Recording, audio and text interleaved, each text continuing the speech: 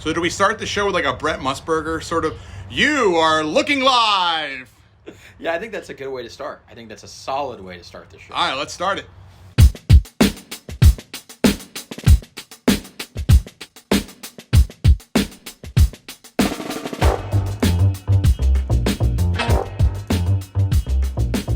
What's going on? It is Jim Verros, Alex Tavlian for this brand new podcast that we're starting with horrible microphones right now. The absolute worst microphones we've ever used in our lives. So next week, I think we'll have better microphones. But thanks for tuning in, and let's get it started here. Yeah, welcome. Well, first of all, welcome to this town. This town. So we should probably describe why we named this podcast This Town. Yeah, I think for many folks out there who have trolled Twitter and have been out online, there's just an element of our community here in Fresno and I guess Clovis that just makes you exasperated. And Jim and I have consistently leaned on one phrase to describe all of this in two words. And those two words are this town. Because it would only fly in this town. Yeah. Right. You're not seeing this anywhere else. We saw this in the primary election season. Of course. This past time around, where a particular candidate, a particular political action committee, independent expenditure person, whatever, would do something or not do something.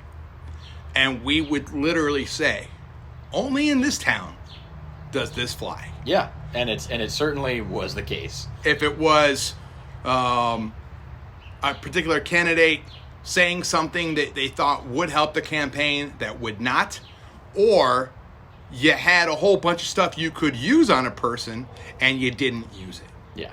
So that's where this town originates from. So, welcome. Welcome to, I gotta say, it is weird being on house arrest. You don't even have your ankle monitor. No ankle monitor. A buddy of mine actually put on Facebook that just think of it as the 90-day house arrest that you should have gotten, all the DUIs that you didn't get when you were in college. And coming from the drunkest city in America, that's really saying something. Because really, we should be on like 300-day house arrest. That's right. So, I got to ask you, how are you dealing with the shelter in place now in Fresno? Well, you know, I work from home. So, like, this is not all that different from the usual. The only difference is there's more people in my house. So propaganda does not stop. No, propaganda does not. The Alex Tavlian brand of propaganda does not stop, even at the time of shelter in place. Well, I was hoping it would, I'll be honest. Oh, God, no. 2 weeks ago, or a week and a half ago when this started, I really thought we were staring at, nothing was going to happen. Really, things were going to be, all the shutdowns that you're seeing now, that was going to just kill news. There was going to be nothing happening. And the opposite proved to be true. It's been nonstop.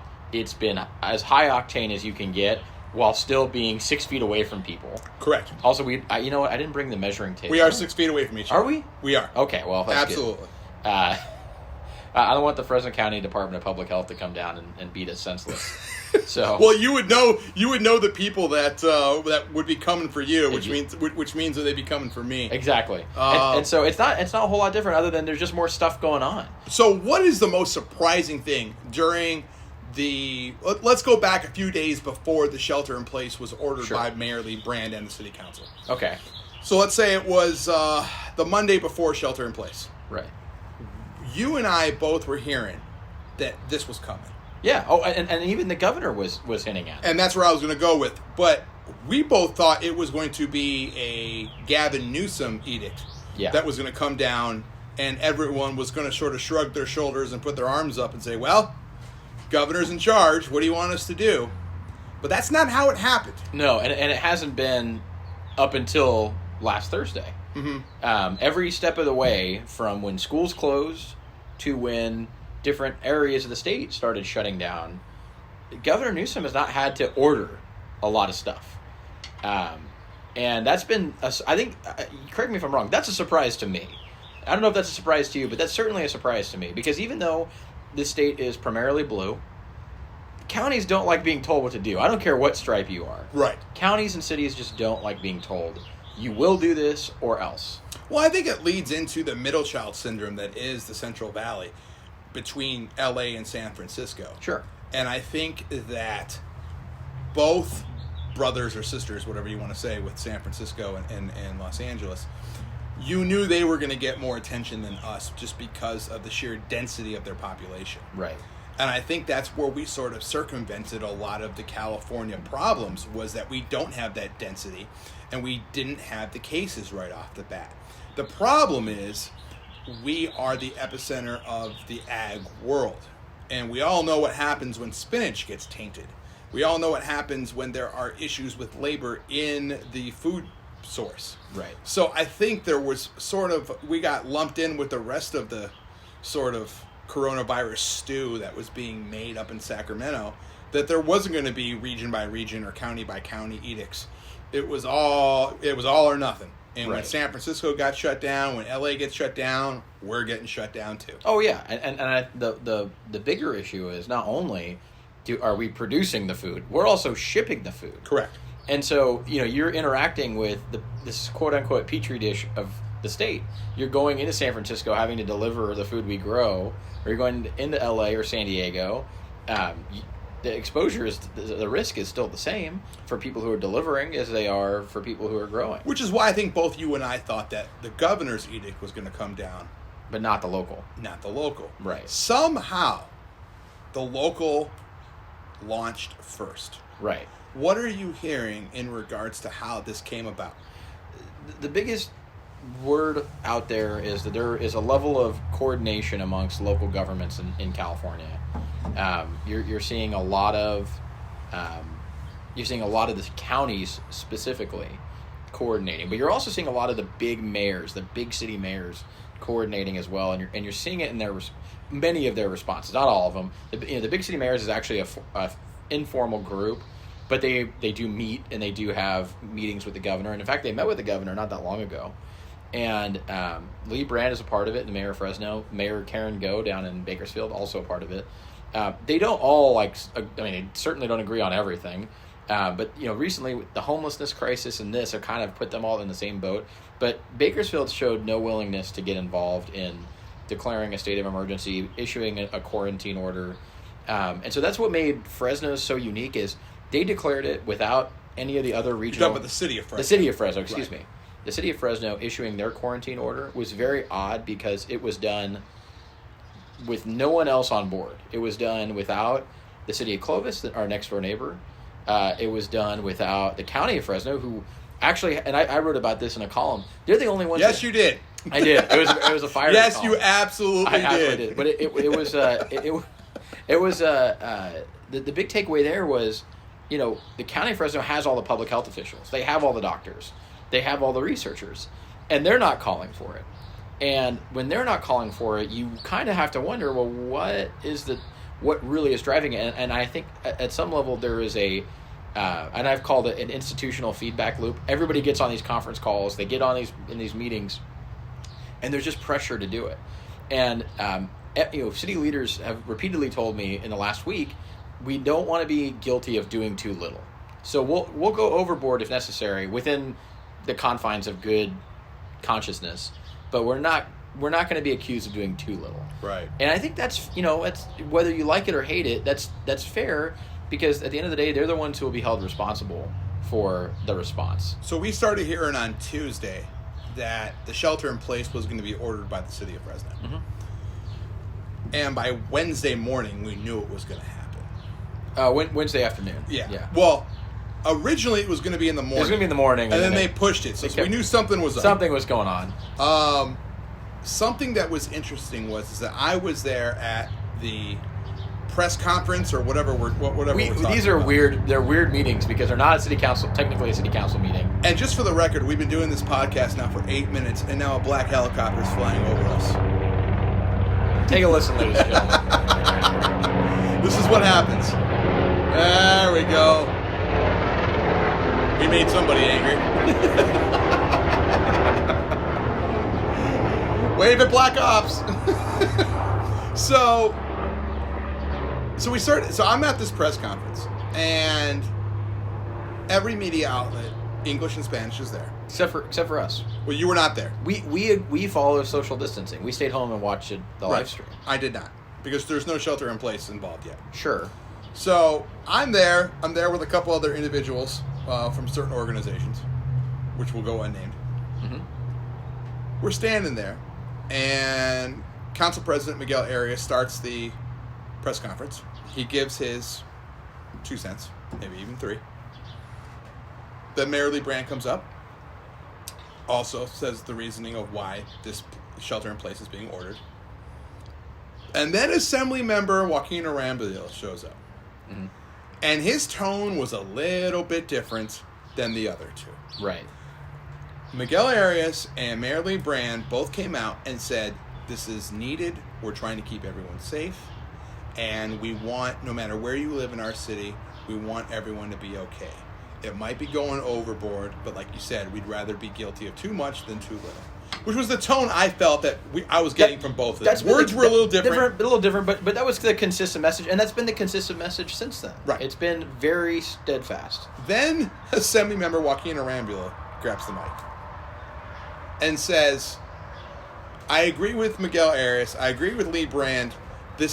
We are in big trouble. And oh, by the way, Fresno County leadership sucks. Good night, and drops the mic. Yeah. Pretty much is what he does. I mean, like, in the words of the WWE, it came out of nowhere. Out of nowhere. There was nothing to precipitate it. There was nothing that I guess in his defense, absence of evidence is evidence of absence at some level. But ultimately, still, it came out of nowhere. Well, and I spoke to the Assembly member briefly after, and one of his big sticking points was that Fresno County had not declared a state of emergency and not filed the proper paperwork for the businesses that the Republican establishment in this town care about so much would not be able to apply for the proper emergency funds from the Small Business Administration. Sure. That's what he said. I'm not saying it's true or not. I'm saying that was his big thing, was now we're going to be at the back of the line for my district because you didn't file the proper paperwork. Fresno County, whose individual leadership was there, some of them, yeah, quickly said, that's not true. Correct. Then, council member Gary Bredefeld says, I want a shot at this microphone thing, which we all know. This is why Fresno City Council meetings should be. You should have to pay to watch them. Gary Bredefeld speeches are worth paying for. That is true. They are. They're entertaining. I'm not saying they're worth. They would be worth the money. I'm saying they're entertaining. Right. Give me the Bredefeld pass. So on NFL Network. So and sure enough, Councilmember Bredefeld starts talking about that he wants everyone to be safe, but he felt that this ordinance was too much too soon, and that there wasn't enough evidence in his eyes to quantify this sort of order. While he's talking, I'll tell you a little inside baseball here. While he's talking, no one sees this unless you were there. You see Council Member Miguel Arias leave the lectern that he had been speaking with and starts walking back to his chair on the dais. And all of us in the audience were going, I swear to God, if he cuts Gary's microphone off, this place is going to explode. And it looked like, because Miguel had that look on his face like, I'm going to cut this guy's microphone off. Wow. He sits down and doesn't do it. Wow. And what I'm hearing is that other council members wanted to speak. But Miguel's look on his face is like, I'm done. And I'm going to cut this guy's mic again. Because every camera in the world was there. Oh, they're all on him. Right. They panned over from the lectern back to the dais. And it was just weird. And this is why, I'm no staging expert. I can pretend to be, but I'm no staging expert. But it was oddly set up from the get-go because these events, they're not technically press conferences, right? And they're basically city council meetings. But they keep putting a lectern down in the front of the council chambers where the public usually addresses the council as if it's a press conference, and it's really not. And so it just makes the whole thing is all these meetings have just been perpetually awkward. They've been super awkward to watch, and this was the pinnacle of awkward because Bredefeld is laying into this order. And he has, at the time, he had valid points to make. The biggest one being the version of the resolution they had just ratified had an exemption for the homeless population. Okay. Which in his argument, and me personally, I agreed with him, the homeless exemption undermines the whole order for individuals. But once again, if they're homeless, how do they shelter in place? Well, that's the issue with the homeless sheltering in place is the state has been, this goes to Gavin Newsom's meeting the moment. They are announcing God, that action. bothers you somehow. I don't know why that phrase bothers Well, you. it's not that bothers now me. that Trump's even using it. I know. It's not even that anyone's using it. It's just overused. Come up with a new line. Me, besides "Make America Great" or "Keep America Oh, Great," no, Meet all the these- Moment's all- going to be on a hat somewhere. Well, that's I don't think he's maybe an ascot. I don't know. Oh my gosh, you're Anyway. so jealous of these. Okay, go ahead. and so my point is the governor's announcing we're going to be renting out all these hotels and motels to house the homeless temporarily to quarantine them Right. while this outbreak is occurring. So it's hard to sit here and say, the state is allocating funds and they're going out and leasing out hotels and motels statewide, not just in San Francisco or LA, but every community in the state. Right. It's hard to sit there and exempt them when this action is ongoing. And so even though they may not be able to shelter immediately, I get that. Right. The fact that you exempt them, a blanket exemption was the problem. And what's funny is the draft of the order went out to some media outlets. Some media outlets got it ahead of others. And the draft included the exemption. And then the final version was sent out to all media, including myself. And it did not have the exemption at all. It was pulled. How many homeless do you think there are in the city of Fresno? Honestly, I couldn't even ballpark it. I can't even remember the point in time count. I'm hearing 2,000 to 3,000. That's a lot. Okay. Do you think that there were 2,000 to 3,000 hotel rooms? Oh, immediately available? No. Yeah, No. But my point isn't that that's why I'm saying, but a blanket exemption with no time limit, that's ridiculous. But how do you put a time limit when you can't put a time limit on this virus? But that's the thing. The shelter in place order has no time limit right now. I don't know, man. It does. Because you're talking about, I get it, but you're talking about homeless, which is 2,000 to 3,000 people in a county of 1 million people, and we're focused on that. We're focused in on a city of 500,000. Okay, we're not focusing 500,000. on the county. Okay, 500,000.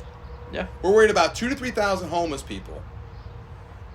Let's say half of them got shelter, and they abided by it. So we're talking about 1,500 people in a city of 500,000.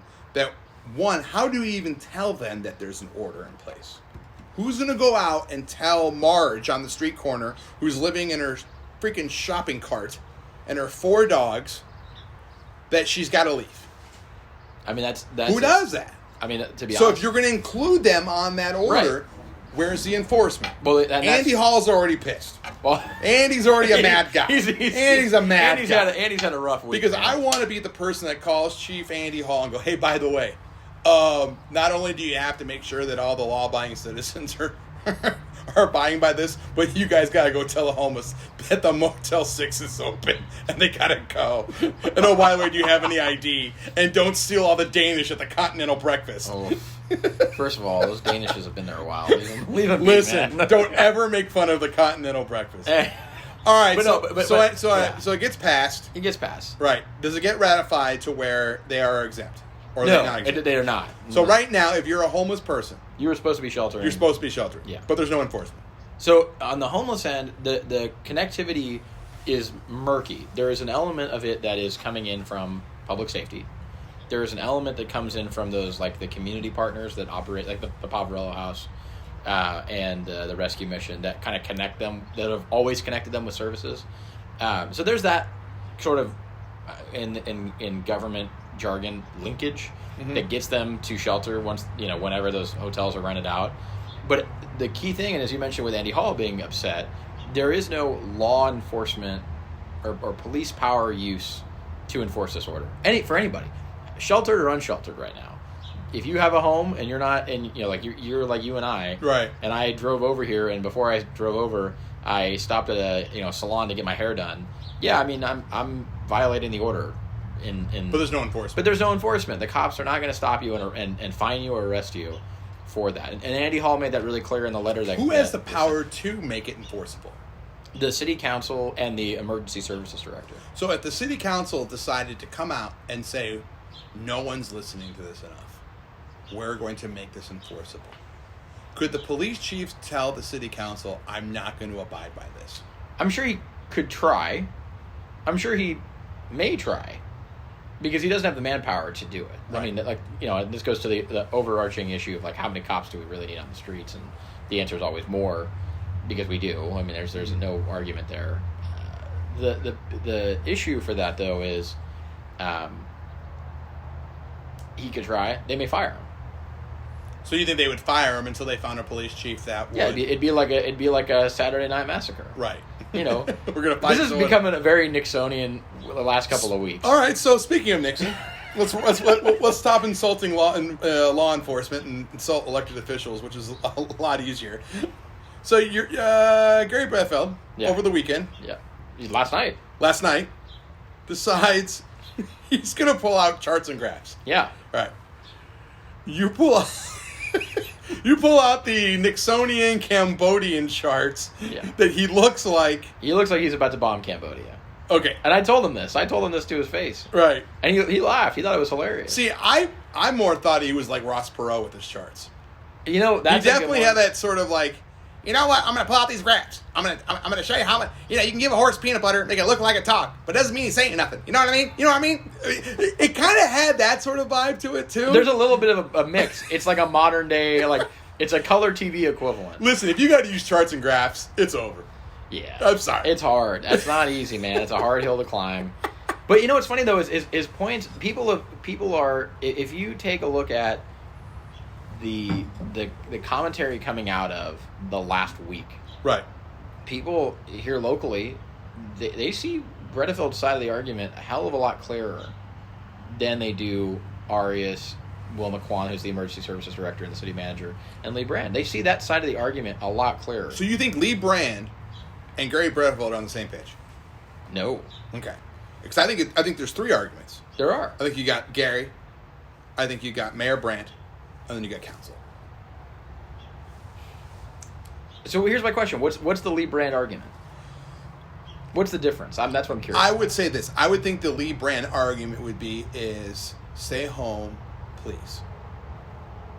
And the council argument is stay home Or or else. else. Okay.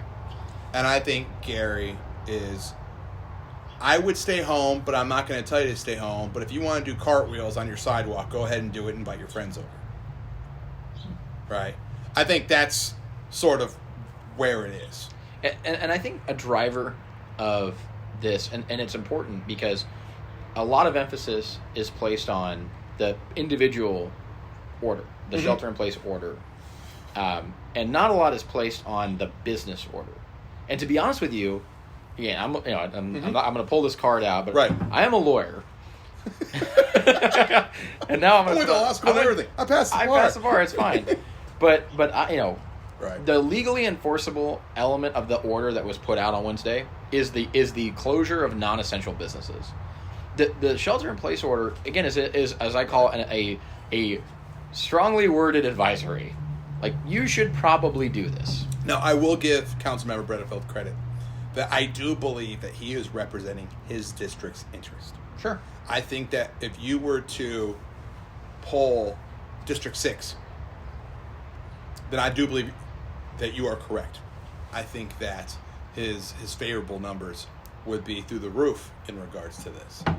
I think if you were to poll Gary citywide, I'm not sure you'd have the same numbers. No, but certainly I don't think you'd have the same numbers for Miguel Arias in citywide. So do you think Miguel Arias is the council at this point? No. Okay. I don't think he would think that either. I don't think he sees it from that prism. I think he needs to get a better windbreaker. Oh, because Councilmember Mike Carbasi, you and I have both been giving Carbasi grief about this all week. Grief? I've been giving him credit. Grief, credit, whatever. Man, he's got that FEMA looking. He's ready to rescue some people. Yeah, man. He's ready to parachute into some houses and pull them out like it's hurricane. Right. He's got this windbreaker with the city council seal. With the city of Fresno seal on it. Councilmember Mike Carbasi's office. I'm telling you, I think Arias, and I think that Luis Chavez, the incoming Fresno City Council president in 2021, who I think he's still going to be dealing with this. To some extent, yeah. Needs to step up his windbreaker game. Maybe a vest. Ooh, wait, Patagonia? Or what are we looking at here? Are we going full, Wall Street? If I had to guess, Midtown uniform? if it was up to me, it'd be Canadian Goose, but that's just me. Well, that's because you're from Detroit. That's right, man. Yeah, we are a suburb of Canada. Yeah, something. I don't know. Like, I will say this, that I think the one person that is emerging from the city council that can cross both that Shaw line, right? That tale of two cities that's always talked about during the campaign season. Oh, yeah. Is Mike Carbassi. Really? I think he definitely is reaching across that line. Look, I mean, he was the one that was up with Miguel Arias talking about price gouging. The price gouging. Now, was it in his district? Yes, it was actually. It was. Yeah. But he could have told. It could have been in Southwest or Southeast. He could have gone. He could have had a portable lectern across the street and said, "There's the guys." But he didn't. He put on his windbreaker. He went into the press conference room. He had the council president there. Yeah. And he did a legitimate press conference. Yeah. I think Mike Carbassi is one of the guys that is actually trying to be the guy who says, "Listen, this is ridiculous. We need to check politics at the door and keep everybody home." Yeah. So I think everyone wants that too, but I think Mike Carbassi is doing a pretty good job. And he's certainly been visible. Some of the other council members have, and this is the same for the county. He has. He is taking a forward-facing approach to this. Some of the other council members, just to kind of avoid too many chefs in the kitchen, too many cooks in the kitchen, have kind of backpedaled and stayed out of it. Not because they're not involved. It's just that they don't necessarily need to be the face. So real quick, yeah.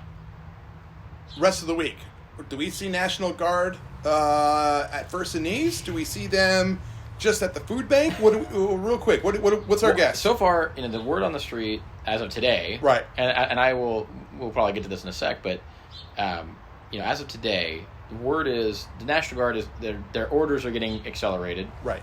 Not so much as to the type of work they're going to be doing, just expanding territory. They're going to be involved in more places. Okay. None of them are here in the region, on the valley floor, and I think that is owing to the fact that we just don't have that many cases. Correct. And also it's logistically we can move around easily, and we're not under these really tough orders like in the Bay Area or even in the foothills up in Northern California or in Southern California where it's just they're just trying to keep you locked in.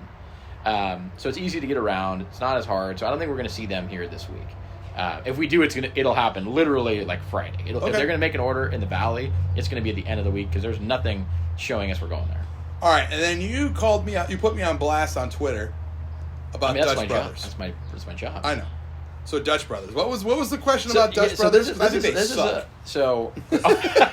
I think if you sit in line at all for Dutch Brothers for any reason whatsoever, you're trash. But that's just me. Go ahead.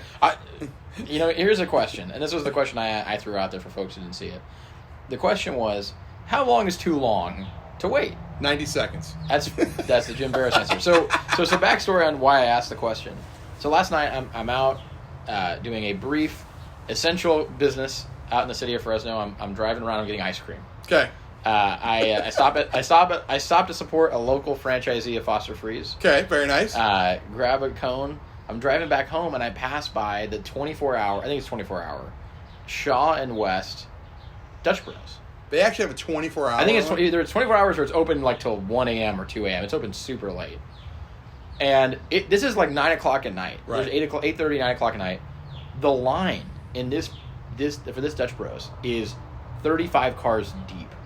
It is outrageously long. I've never seen a line this long in my life. Listen. For anything. I've never understood the affinity for that place. I've never understood it. I've tried a couple different kind of drinks. I think one of the reasons why I despise not just them, but that sort of operation is that, now I'm 42 years old. I went to Clovis West. We still had soda. We had soda machines. We had Hostess donuts. You had all the junk food at school. Pizza pockets. Yeah. It was awesome. So then here comes the dietitians. Here comes all that stuff. We're going to get rid of all the junk food. We're going to get rid of all the soda. We're going to get rid of all this stuff because we need our kids to be more healthy. Yeah. What do I see across the street at Clovis West? A Dutch Brothers truck with a line. Just Yeah, I mean, now this was before all this started happening. But it's crazy. All you're doing is making the kids Go across the Yeah, street. they're literally bringing 32-ounce coffees across the street. Yeah, I have a problem with that. I do. I mean, it's just moving where you go to get it. And so, but that's what it is. It's a strategy that they've got kids, and you got them hooked. You got energy drinks. You got crazy coffee with a lot of sugar. All it is milk, Torani syrup, and cheap espresso. Very cheap espresso. Right. But that's to answer your question, 90 seconds. 90 seconds. How long would you wait for this fine establishment? Well, here's the deal. Now, right, we've got Starbucks closing. We got Starbucks nationwide. God forbid you'd have to brew a pot of coffee. I know. I actually. God forbid. So hold the phone. Oh, I do God, actually. The whole process of putting grounds into a cone and pushing start. Oh, go ahead. I actually do brew my own coffee at home, so I don't have this problem. Other people do. Right. I think the lines are going to get worse. I think we're headed for peak Dutch Bros, and all you're going to be you're going to have people sitting at a drive-thru listening to trance music, trying to get. Or they're going to be going to there's one in Clovis, and I think there's one in Fresno. What's the one with the bikini girls? Oh, the Pink Panther guys. Nice. Yeah. There you go. Yeah. They're not working. Their other jobs have been shut down. I mean, there was. I bet your quality of barista at those places have picked up over the mess. I'm sure they've got the highest quality. Yeah, those people working at night are working during the day now. Yeah, exactly. That's right. They got the primetime hours. That's now. right, man. On that note, I think we should wrap it up. Absolutely. We'll be back. Actually, we're just going to throw these out when we want, right? Yeah, we don't have a schedule yet. We're working on it. This is all new. We're just exploring. Right. Like, we don't really care about making the city better. Like, we're not here to... We're here to just tell you things. Right. Like, if you get really mad, ask for your money back. That's fine. We'll give it back to you. But, besides that... subscribe. Enjoy your life. Watch television. Don't get too scared. There's still milk and bread in the grocery stores. Plenty. And stop buying toilet paper. Slow down. Yeah, quit doing that. All right, folks. Thanks for tuning in. We'll see you next time. Take care.